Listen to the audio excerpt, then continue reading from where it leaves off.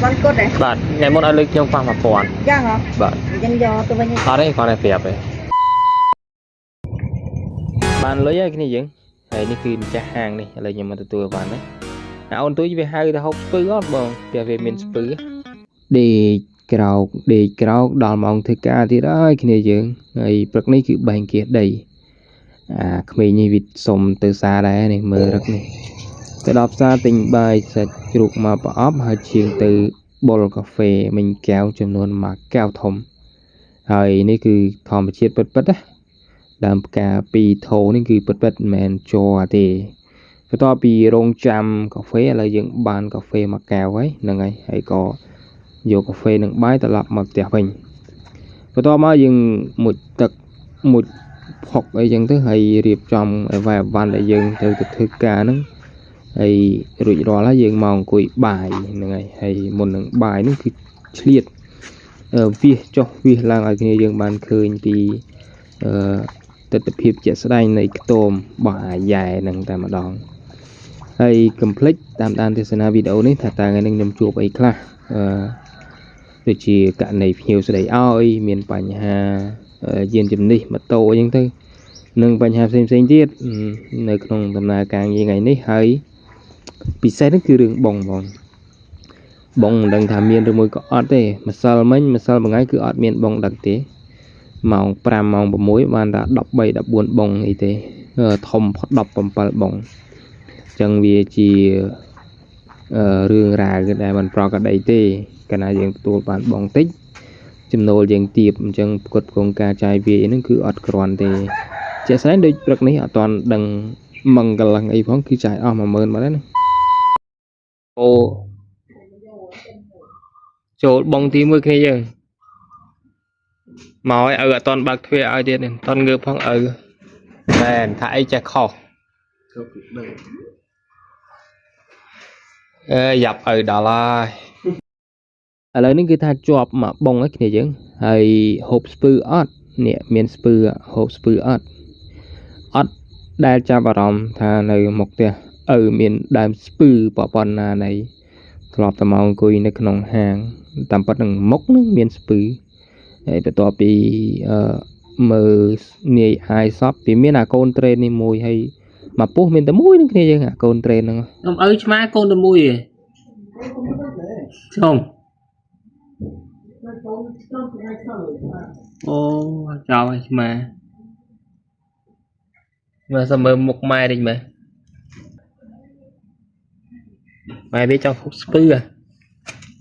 yes spư à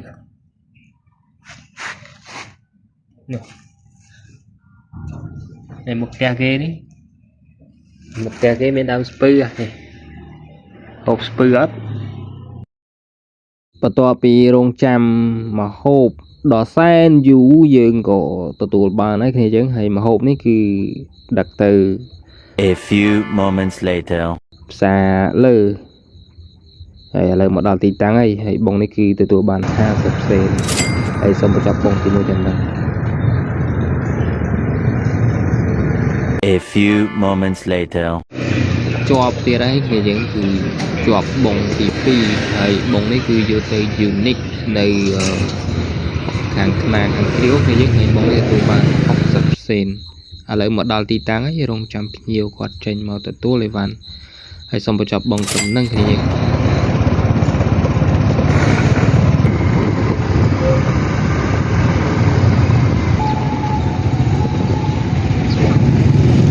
A few moments later បន្ទាប់ ពី បជា ក្បាល ម៉ូតូ ចុះ ឡើង យើង គាត់ ទទួល បាន បង ទៀត គឺ បង ទី 3 ហើយ ក្រុម ការងារ គាត់ រៀបចំ ទិញ ឲ្យ ខ្ញុំ ហើយ មាន នំ មាន ទិញ ចឹង ទៅ ហើយ គាត់ ថត ទុក ខ្លាច ខ្ញុំ យក បាន ទៅ ខុស ហើយ បង នេះ ទទួល បាន 70 សេន នេះ តាម ផ្លូវ ទៅ ភ្ញៀវ ប្រាប់ ទី តាំង មក គឺ កន្លែង dinosaur មិន dinosaur គ្នា យើង មើល ខ្លួន ឯង ទៅ នេះ ឡើង កញ្ញែន តែ ម្ដង ហ្នឹង កំពុង តែ រងចាំ ភ្ញៀវ ហើយ ក៏ សូម បញ្ចប់ បង ត្រឹម ហ្នឹង គ្នា យើង A few moments later ត្រឡប់ មក ពី សម្បុក dinosaur វិញ យើង ក៏ ជាប់ មក បង ទៀត ហើយ គ្នា យើង នៅ ប្រពន្ធ សម្ល ឆ្ងាញ់ ហាង មិញ អត់ បាន មើល ហើយ នេះ គឺ យក ទៅ ផ្លូវ តុលាការ ហើយ យើង ទទួល បាន កន្លែង ជើងសារ 50 sen ហ្នឹងហើយរៀបចំឲ្យបានជីកតាមផ្លូវបន្តិចហើយបន្ទាប់ពីបន្តិចមកយើងកាត់មកដល់ភ្ញៀវហើយភ្ញៀវក៏បានពេលរួចរាល់ទៀត A few moments later. នេះដូចជាបងទី5ហើយគ្នាយើងទទួលពីខាង pasta ហើយភ្ញៀវគឺជាភ្ញៀវជនជាតិហើយយើងយកទៅកន្លែងអង្គរហ្នឹងហើយបងនេះគឺកាត់យើងដល់ភ្ញៀវតែឥឡូវហ្នឹងដោយសារចិត្តដែរបងនេះទទួលបានចំនួន50 sen. A few moments later. ចូលបងទី6គ្នាយើងឥឡូវម្ចាស់ហាងគាត់កំពុងតែចាំលើម៉ូតូហើយគាត់ហុចឲ្យបានយកមកឲ្យយើងដែលជាអ្នកដឹកហើយក៏កំពុងតែធ្វើដំណើរតាមផ្លូវក៏ថតរូបខ្លះចែកជូនដល់គ្នាយើងបានទស្សនាពីទស្សនវិជ្ជាទូទៅនៅក្នុងខេត្ត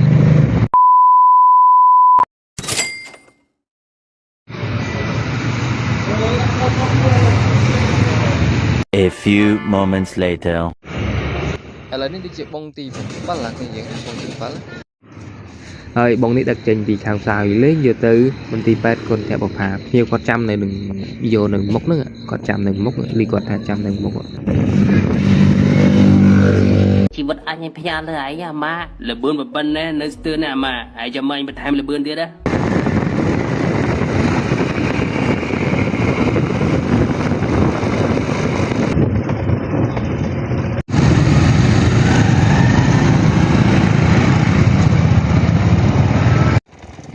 បានមកដល់ទីតាំងភ្ញៀវគ្នាយើងម៉ោង 11 កន្លះគ្នាយើងហើយចូលមកបងទៀតហើយនេះអានេះម៉ោង 12 ទៅបាន 8 បងទេតាំងបងនេះចឹងក្លិនអំបិលរសជាតិប្រៃថ្លៃដឹកបាន 50 sen គ្នាយើងដឹកពីវត្តលើមកនេះគៀន AVA នេះដល់ទីតាំងឯគ្នាយើងរងចាំភ្ញៀវគាត់ចេញមកយក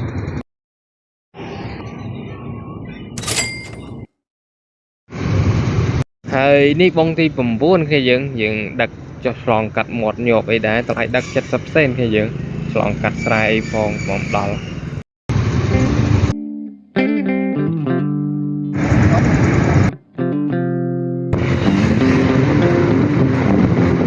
យូរផ្លូវវាលាក់ពេកអត់ឃើញជិះលឿន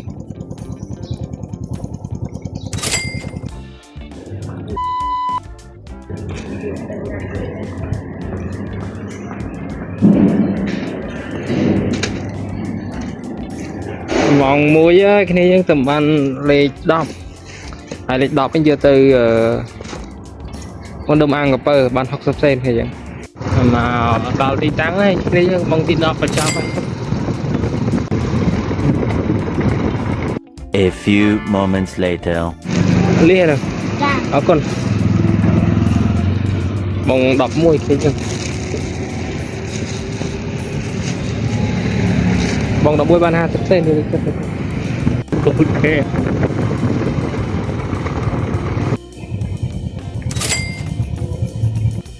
A few moments later. បានណា 17 7 មែនគេដាក់ស្តុកក្នុងផ្ទះបងគេដូរឲ្យគេដូរឲ្យទៅបានណាលេខ 17 ហើយបងនេះគឺជាបងទី 12 របស់ខ្ញុំហ្នឹងយកទៅBBQ ថ្លៃដឹក 60 sen គ្នាយើង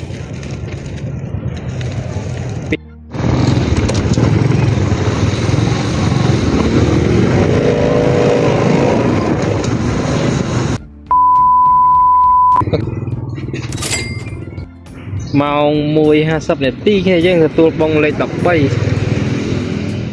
ហើយបង 13 នេះនៅចិត្តនឹងទេយកទៅផ្សារចាស់ជិបពាន់គាត់ដែរបាទថ្ងៃមុនឲ្យលើកខ្ញុំប៉ះ 1000 យ៉ាងហ៎បាទអញ្ចឹងយកទៅវិញអត់ទេគាត់តែប្រាប់ទេទៅយកវិញទៅគាត់ឲ្យថ្ងៃមុន 1000 ថ្ងៃមុនប៉ះ 1000 A few moments later.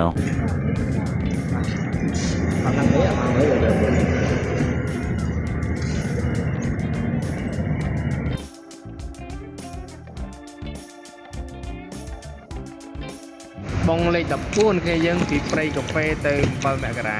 កាយទៅថាជា បាទអរគុណច្រើន